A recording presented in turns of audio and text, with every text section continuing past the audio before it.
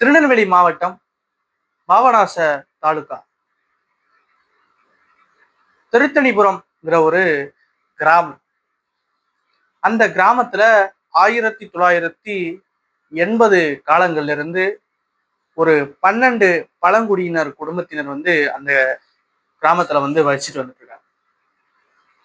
கிட்டத்தட்ட ஒரு 45 ஆண்டு காலமாக அந்த கிராமத்துல அங்க இருக்கக்கூடிய 12 பழங்குடியின குடும்பத்தினர் வசிச்சு வந்துட்டு இருக்காங்க. அங்க இருக்கக்கூடிய மக்களுடைய குற்றச்சாட்டு என்ன அப்படின்னு பாத்தீங்கன்னா, அங்க அடிப்படை சாலை வசதி, தண்ணி வசதி, மின்சார வசதி, இது மாதிரியான அடிப்படை ஒரு ஒரு சாமானிய மக்கள் அடிப்படை வசதி கூட இல்லாம 45 வருடங்களாக அந்த கிராமத்துல வச்சிட்டு இருக்காங்க. இந்த அடிப்படை வசதி கூட இந்த அரசானது அமைச்சு கொடுக்காத காரணம் என்ன அப்படின்னு பாத்தீங்கன்னா, அங்க இருக்கக்கூடிய வனத்துறைகள் என்ன சொல்றாங்க அப்படின்னு பாத்தீங்கன்னா, இந்த பழங்குடியினர் மக்களுக்கு அனுமதி தர மறுக்கிறாங்க அப்படிங்கிறதே அங்க இருக்கக்கூடிய அந்த மக்களுடைய குற்றச்சாட்டா இருக்கு.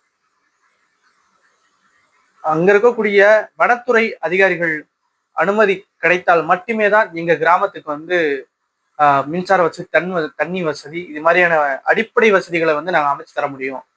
45 ஆண்டு காலமாக இந்த கிராமத்துல நாங்க இப்படிதான் வாழ்ந்துகிட்டு இருக்கோங்கிறத அங்க இருக்கக்கூடிய மக்கள் சொல்றாங்க. அந்த கிராமத்துல இரவு நேரங்கள்ல ஒரு சாலை, அதாவது தெரு விளக்கு கூட கிடையாது அப்படின்னு அந்த மக்கள் குற்றச்சாட்டு. மழைக்காலங்கள்ல இரவு நேரங்கள்ல நிறைய பூச்சிகள், பாம்புகள், இது மாதிரியான தொல்லைகளும் நாங்க சந்திச்சுக்கிட்டு தான் இருக்கோம் அப்படிங்கிறதும் சொல்லிக்கிட்டு தான் இருக்காங்க. எங்களுக்கு சாதாரண ஒரு அடிப்படை வசதி, மின்சார வசதியோ இல்ல ஒரு சாலை வசதியோ ஏதாவது ஒரு வசதியாச்சும் அமைத்து தர வேண்டும்ங்கிறதையும் அவங்க கேட்டுக்கொண்டுதான் இருக்காங்க.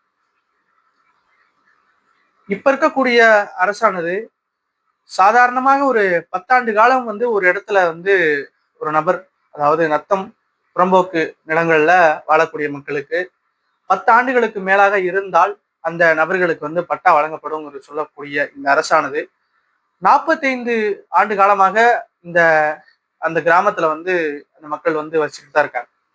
ஆனாலும் வனத்துறை அதிகாரிகள் அனுமதி பெற்றால் மட்டுமே தான் அங்க இருக்கக்கூடிய கிராமங்களுக்கு தண்ணீர் வசதி, சாலை வசதி, மின்சார வசதி இதெல்லாம் தரப்படுங்கிறத சொல்லியிருக்காங்க. இத நம்ம எந்த கண்ணோட்டத்துல பார்க்கணும் அப்படின்னா, இன்னைக்கு சாலை வசதி, மின்சார வசதி மற்றும் இது மாதிரியான வசதிகள் அந்த கிராமங்களுக்கு அமைச்சு தந்தா